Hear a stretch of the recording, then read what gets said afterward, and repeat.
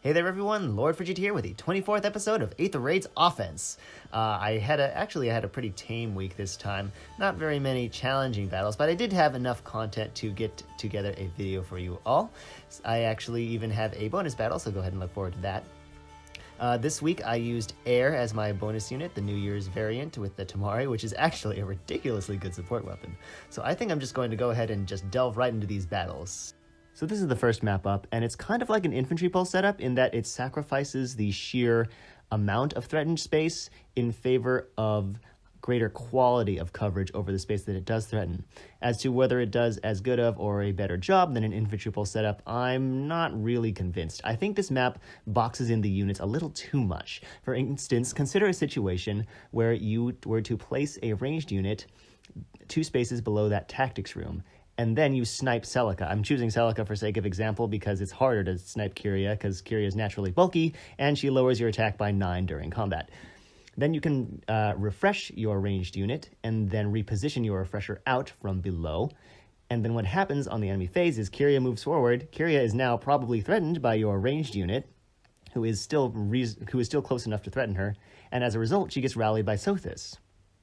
Now, Azura sees this, and she gets to refresh Sothis, and now Kyria and Sothis' range overlap and target absolutely nothing, so Sothis just kind of awkwardly moves forward, and the enemy's now overextended right in your face, and pretty easy to pick off. So that's one of the biggest weaknesses that I see there. Another one is any self-respecting red tank is going to be able to beat 2/3 of this map by literally sitting below the tactics room. Like, this map does not have good enough color coverage to handle something like that happening. So I ended up using a bit of a hybrid tactic. I used a ranged unit to snipe Celica, yes, but then I didn't actually retreat. I went right into the enemy's face. So let's go ahead and get right into that. So I've decided that this raiding party is going to be the way to tackle this after a bit of quick math. I'm going to go ahead and use a bit of a 2-pronged assault approach here, using Air to take down Legendary Celica, and after that, Idun to take down Kyria. The reason I need to have Air take down Legendary Celica first is because Kyria lowers Idun's attack in combat by 9, and she really will benefit from the defense drop on Tamari. That will happen after Air takes out Celica. So now I'm in position for that, just need to break a couple more buildings and then get Air into position.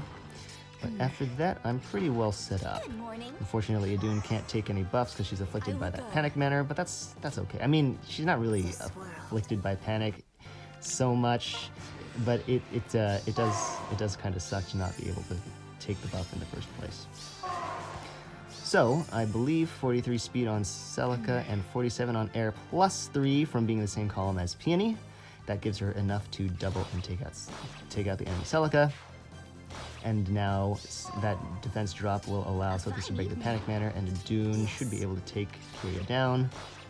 And finally, get Air to safety with the power of refreshing.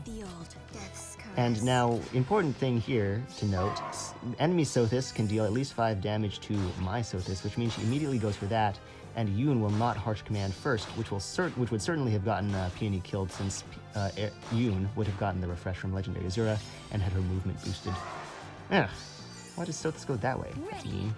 I guess technically I don't really need to get the Aether structures for this battle because this is my last battle of the season, but I think just for good practice purposes, I'm going to go ahead and pick them up. Always good to have at least have a plan for how you are going to take out Aether structures. You don't really want to ever be in a situation where you're not able to do another match because you didn't do your due diligence with the Aether structures. So I'm going to go ahead and just take that. I'm pretty sure Sothis can survive. My Sothis can survive their Sothis. But yeah, this should be totally fine. A little worried about the Bright Shrine, but no worry needed. Idun can finish this job now pretty quickly. So this is one of those rare cases where even though the defense for it is only level 4, I'm going to go ahead and showcase this map anyway, just because I think it's so well built. As you can see, this is an infantry pulse map. It doesn't cover a whole lot of ground, naturally, but the ground that it does cover, it covers well. There's also a bit of a rally trap element where if you try to bait out Selef with a vantage tank, or, well, anything really, Alm will rally him, and Peony will give Alm the refresh. Now Alm has +3 buffs to all stats, and he also has Hardy Bearing, which is why I initially mentioned Vantage. So that's pretty devastating right there if you're not aware of it. As far as options for dealing with the map, one thing I see immediately is if you can get a ranged unit to attack Selef and survive, and then get them out to safety through the power of refreshing, the first thing that happens is Micaiah will use Sacrifice on Selef, so he's not on Death's Door, which means that Ninian will immediately refresh her.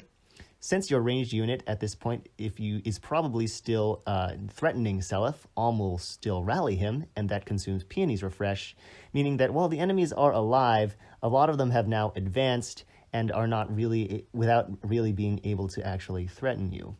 Now, that being said, they are all still alive, and now Micaiah's in Wings of Mercy range. That is something to be aware of, but hopefully it's a little easier now that their formation is a little more broken up.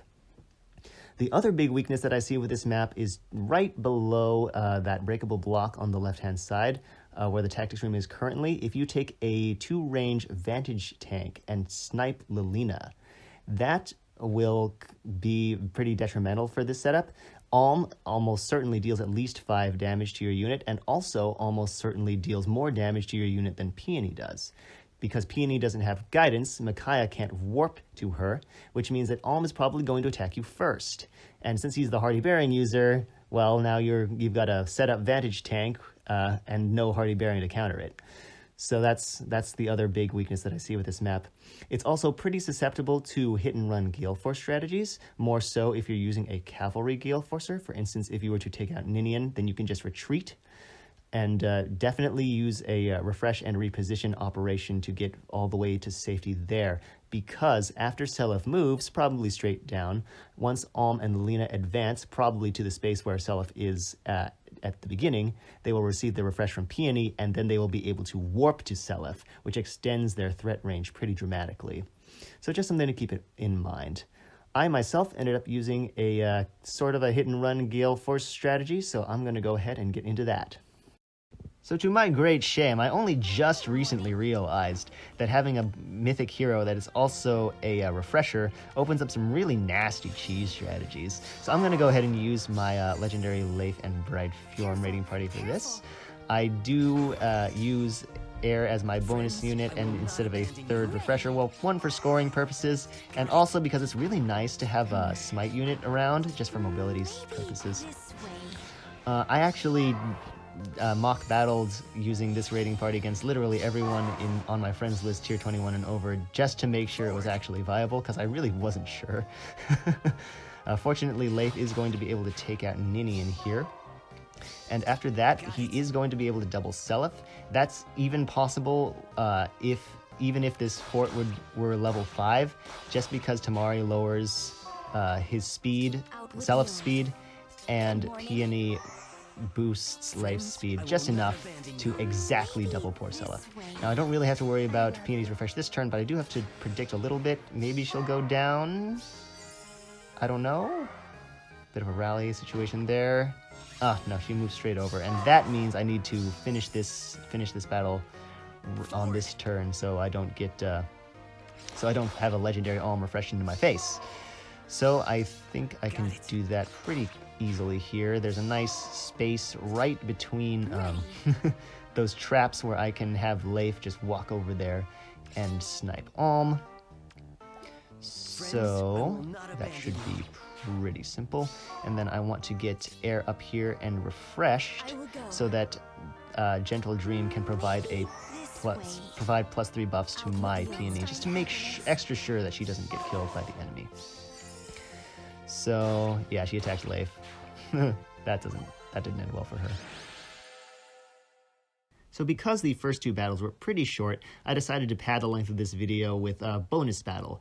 I'm showcasing this not because it's particularly difficult, but rather because it's got a cute little winter theme going on. I mean, it's on the wintry map, it has 3 Winter Festival units, 2 of the units who aren't Winter's Festival have Winter Festival weapons inherited in Xander's Minty Cane and Sarah's Joyous Lantern. And then of course, poor regular Sothis has been banished to the corner of shame because she's a non-Winter Festival weapon-toting Scrooge. Again, not a particularly difficult map. You can snipe Sothis with a ranged unit, and after that, the rest of the enemies will be literally tripping over themselves in their attempt to get to you. Ephraim moves first, then Faye advances, and Xander will immediately refresh her. And once Faye moves out past Ephraim, now neither Sarah nor Sothis are actually capable of expending their full movement range because they are being blocked by the Forest Tile and Xander, respectively. Which means poor Ephraim and Faye, who Faye has Armor March now, are isolated from the rest of the group, and it's pretty easy to pick them off after that. So with all that said, I'm going to go ahead and just jump right into my personal approach. So for some reason the name G Valkyrie sounds really familiar to me, but I have no idea why. Regardless, the Double Dragon Armor raiding party is definitely going to be my best bet on this map. The first thing I'm going to do is just break this inactive Duo's hindrance structure. A random side note, I have seen so many Duo's hindrance structures in the most well-protected locations, but then the defending team doesn't actually have a duo hero on it, so it does absolutely nothing. And you're just wondering, why did you even bother protecting the structure if it doesn't even work?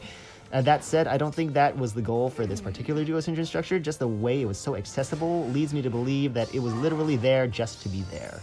Oh, forgot about Armor March. Awkward, but it doesn't really matter. I mean, Sothis can definitely take care of Ephraim, and Faye can only attack Sothis even after using her movement range. I am a little bit surprised that Sothis didn't do more to Faye, but it's okay, she can finish the job now, and it looks like a one-shot, so that's good.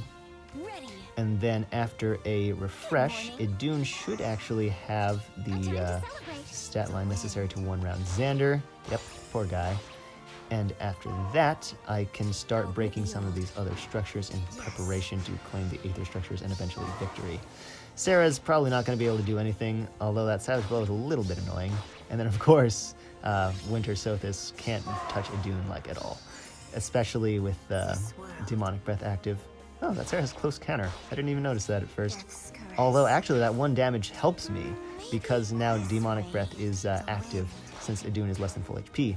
I'll take advantage of this warp to have Sothis break the Panic Manor, and I am well on my way here. Also fortunate in that Sothis has 4 less than full HP, which means that Idun still gets to keep her Demonic Breath going into this turn. And, oh, wow. Once I move Sothis here, Idun actually has 61 res in combat, so, yeah. I kind of figured that would happen. Alright, that is it. I hope you guys enjoyed this episode of Aether Raid's Offense. I know I had an unreasonable amount of fun with that super cheesy legendary Leif raiding party. I actually did test a variant of that raiding party using Brave Lyn instead of legendary Leif, and it actually worked out really well. So the cheese will continue. I am hoping that I will be able to see you guys again at the end of next Astra season. I am pretty much locked into using Loki as my bonus unit, so we'll see how that goes. Fingers crossed. Regardless of how it turns out, thank you all so much for watching, and I will catch you next time.